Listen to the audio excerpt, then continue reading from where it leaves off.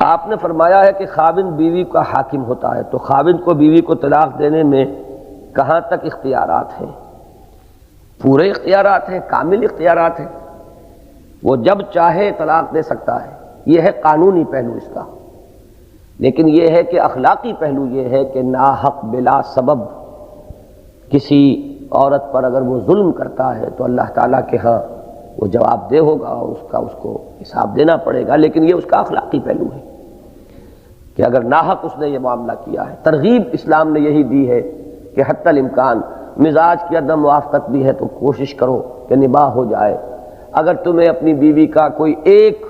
وصف جو ہے وہ ناپسند ہے، کوئی عیب ہے تمہارے نزدیک،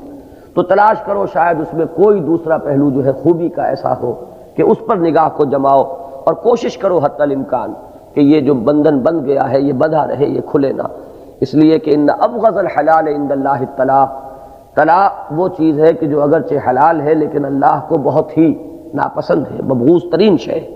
البتہ یہ کہ قانونی لیول پر یہی ہے کہ یہ اختیار مطلق ہے، مرد کو وہ جب چاہے طلاق دے سکتا ہے۔ اس کا ایک طریقہ ضرور پرسکرائب کیا گیا ہے کہ بہترین طریقہ جو ہے طلاق سنت کہ وہ ایک ایک طہر میں ایک ایک طلاق دی جائے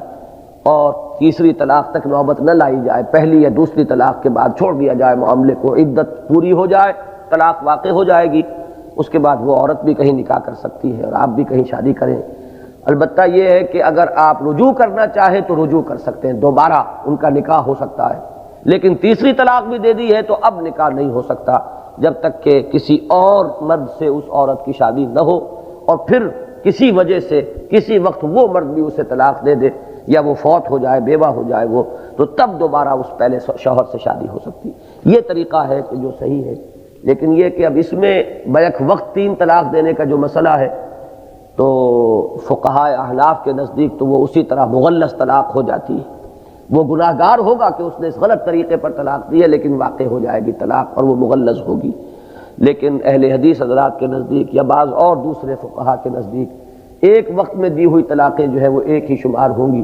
اور اگر اس نے وقفے سے 3 طلاقیں دی ہیں تو پھر وہ طلاقیں مغلظ ہوں گی۔ بہرحال یہ ایک علیحدہ مسئلہ ہے۔